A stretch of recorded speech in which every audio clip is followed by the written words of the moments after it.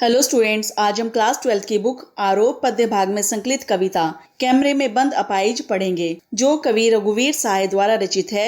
यह उनके काव्य संग्रह लोग भूल गए हैं में मूल रूप में संकलित है। कवि ने कैमरे में बंद अपाहिज कविता में दूरदर्शन कर्मियों की संवेदनशीलता पर प्रकाश डाला है। इसमें यह बताया गया है कि मीडिया अपने कार्यक्रम को आकर्षक और बिकाऊ बनाने के लिए किसी भी हद तक पहुंच जाता है। मीडिया एक अपाहिज को कैमरे के सामने लाकर तरह तरह के प्रश्न पूछकर उस अपाहिज व्यक्ति की भावनाओं को आहत करती है, जिससे वह और कार्यक्रम देखने वाले दर्शक साथ साथ रो पड़े। इससे उनका कार्यक्रम और ज्यादा रोचक बन जाता है। यहाँ कवि ने मीडिया की इस क्रूरता पर कटाक्ष किया है। चलिए स्टार्ट करते हैं। हम दूरदर्शन पर बोलेंगे, हम समर्थ शक्तिवान, हम एक दुर्बल को लाएंगे एक बंद कमरे में। इन पंक्तियों में कवि रघुवीर साय जी ने एक अपाहिज के टेलीविजन कैमरे के सामने हुए इंटरव्यू अर्थात साक्षात्कार का वर्णन किया है और बताते हैं कि कैसे मीडिया उस व्यक्ति को सबके सामने पेश करती है। दूरदर्शन पर बोलने वाले खुद को समर्थ और शक्तिवान समझते हैं। वो खुद को बलशाली मानते हैं क्योंकि उनकी मानसिकता यही होती है कि वो जो बोलेंगे उसका कोई विरोध नहीं कर पाएगा। यही सोचकर मीडिया वाले बताते हैं कि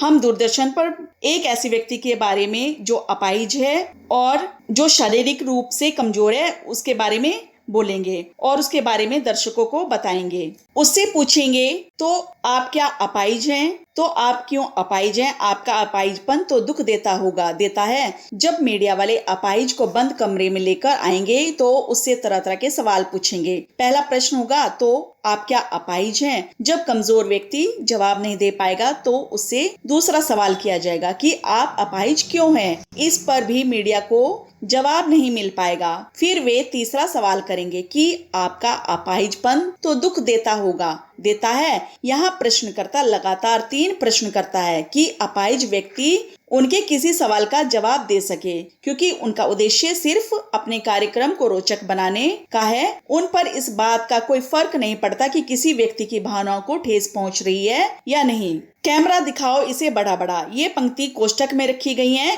यहाँ प्रश्नकर्ता अपने कैमरामैन को निर्देश देता है कि वह कमजोर व्यक्ति पर कैमरा बड़ा करके दिखाए, यानी कि अपाहिज व्यक्ति को जूम करके पर्दे पर दिखाए। यहाँ मीडिया अपाहिज व्यक्ति पर व्यंग कर रही है। ये टेलीविजन स्टूडियो के अंदर की दुनिया को उभारने के लिए प्रयोग की गई है। हाँ तो बताइए आपका दुख क्या है, जल्दी बताइए। वह दुख बताइए, बता नहीं पाएगा। कैमरामैन को निर्देश देने के बाद प्रश्नकर्ता फिर प्रश्न पूछता है, हाँ तो बताइए आपका दुख क्या है, जल्दी बताइए। वह दुख बता नहीं पाएगा। यहाँ प्रश्नकर्ता अपने प्रश्नों को जल्दी पूछता है कि व्यक्ति अपने दुख के बारे में दर्शकों को बताए कि उन्हें कैसा लगता है। ऐसी स्थिति में जल्दी से अपनी पीड़ा को कैमरे के सामने बोल दे, लेकिन अपाहिज व्यक्ति अपने दुख की पीड़ा को नहीं बता पाएगा, क्योंकि यह ऐसा दर्द है जिसे सिर्फ महसूस किया जा सकता है। अपाहिज व्यक्ति प्रश्नकर्ता के किसी भी सवाल का जवाब नहीं दे पाएगा। यहाँ कार्यक्रम संचालक को अपाहिज से किसी प्रकार की कोई सहानुभूति नहीं है, उसे सिर्फ अपने कार्यक्रम की चिंता है। यहाँ संचालक की मानसिकता और क्रूरता दिखाई देती है।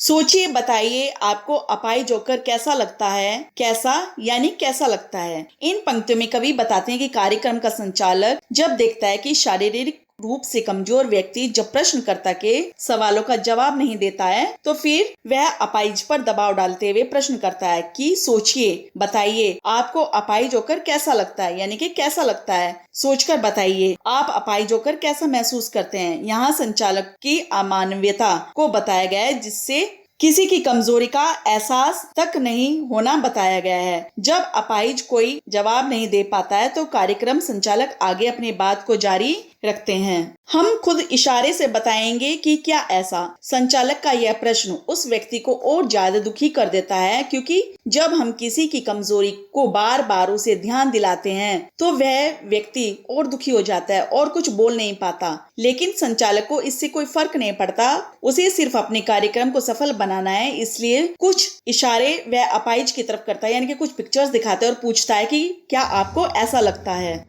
सोचिए, बताइए, थोड़ी कोशिश करिए। यह अवसर खो देंगे। इसके बाद संचालक व्यक्ति को कहता है कि सोचिए, बताइए, थोड़ी कोशिश करिए। व्यक्ति पर जवाब देने के लिए दबाव डालता है, उसे प्रेशराइज करता है, उकसाता है कि किसी तरह व्यक्ति कुछ बोल पाए। वह उसे थोड़ी कोशिश करने के लिए कहता है, जिससे उस एहसास को वह अपने दर्शकों को दिखा सके। यह अवसर खो देंगे। जब अपाहिज व्यक्ति कुछ बोल नहीं पाता है तो कार्यक्रम संचालक उसे समझाता है कि वह अपनी कमजोरी व अपने दुख को दुनिया के सामने लाने का यही बढ़िया मौका है, और अगर वह इस वक्त नहीं बोलेगा तो टेलीविजन के माध्यम से अपना दुख दुनिया को बताने का सुनहरा मौका उसके हाथ से निकल जाएगा, यानी कि वह इस अवसर को खो देगा। आप जानते हैं कि कार्यक्रम रोचक बनाने के वास्ते हम पूछ पूछ कर उसको रुला देंगे, इंतजार करते हैं, आप भी उसके रो पड़ने का करते हैं। कवि कहते हैं कि अपाहिज व्यक्ति शायद अपनी शारीरिक कमजोरी से इतना परेशान न हो, मगर साक्षात्कार लेने वाला प्रश्न पूछ पूछ कर उसे रोने को मजबूर कर देगा, और दर्शक भी उस अपाहिज के रोने का इंतजार करेंगे, क्योंकि संचालक यही चाहता है कि वह रोए और दुनिया के सामने अपने दुख को बताए, जिससे उसका कार्यक्रम रोचक बन सके, सफल बन सके। यह प्रश्न पूछा नहीं जाएगा। दर्शक भी उस अपाहिज के रोने का इंतजार करते हैं, लेकिन यह प्रश्न पूछा नहीं जाएगा। अपाहिज की पीड़ा के साथ दर्शक के मन में उस पीड़ा की अनुभूति पैदा करना प्रश्नकर्ता का उद्देश्य है, और यही उसके कार्यक्रम की सफलता भी है। फिर हम पर्दे पर दिखलाएंगे फूली हुई आंख की एक बड़ी तस्वीर, बहुत बड़ी तस्वीर, और उसके होठों पर एक कसमसाहट भी। इन पंक्तियों में कवि कहते हैं कि कार्यक्रम संचालक ने बार बार कई तरह के सवाल पूछकर यह कोशिश की कि अपाहिज व्यक्ति रोने के लिए मजबूर हो जाए, और उसके रोने से उसकी आंखें सूज जाएं, फूल जाएं, और उसकी आंखें और होठों पर जो बेचैनी है वह संचालक महोदय जो है उसकी तस्वीर टेलीविजन के पर्दे पर बड़ा बड़क करके दिखा सके। और जब संचालक महोदय इस तस्वीर को टेलीविजन के पर्दे पर दिखाएगा तो दर्शकों से कहेगा, आशा है आप उसकी अपंगता की पीड़ा मानेंगे, अर्थात आप इस अपाहिज व्यक्ति की पीड़ा को समझिए। एक और कोशिश, दर्शक धीरज रखिए, देखिए हम दोनों एक संग रुलाने हैं, आप और वह दोनों।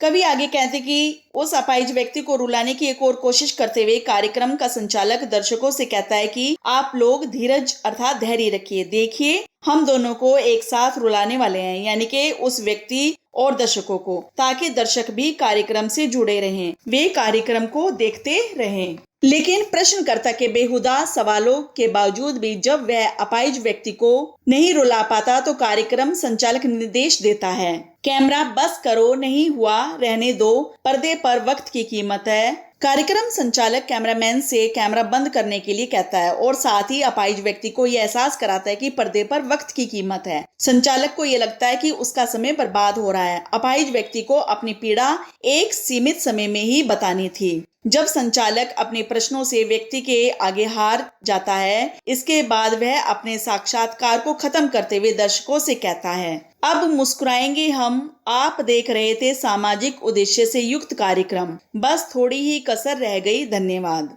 वह अपाहिज व्यक्ति जो अपने जीवन को हिम्मत से जी रहा है, उसमें अपनी पीड़ा को सहन करने की सहन शक्ति है, जिसके कारण उसे कोई भी बाधा तोड़ नहीं सकती, अतः हम इस पीड़ा को मुस्कुराते हुए सहेंगे। कार्यक्रम के अंत में दर्शकों से कहता है कि आप सामाजिक उत्थान से अपाहिज व्यक्ति के प्रति सहानुभूति की भावना उत्पन्न करें, लेकिन संचालक महोदय को अंदर ही अंदर लगता है कि थोड़ी सी कसर रह गई, वरना उसने उस व्यक्ति को रुलाने की पूरी कोशिश की थी। कार्यक्रम की समाप्ति के साथ धन्यवाद। इन पंक्तियों में काव्यगत सौंदर्य इस तरह से है। काव्यांश में साहित्यिक खड़ी बोली का प्रयोग किया गया है। काव्यांश में नाटकीय शैली का प्रयोग किया गया है। जो रचना बोलने और अभिनय करने के लिए होती है, वहाँ नाटकीय शैली का प्रयोग होता है। यह छंद मुक्त कविता है, जबकि कविता व्यंग प्रधान है। व्यंग प्रधान किसी पर व्यंग करना होता है।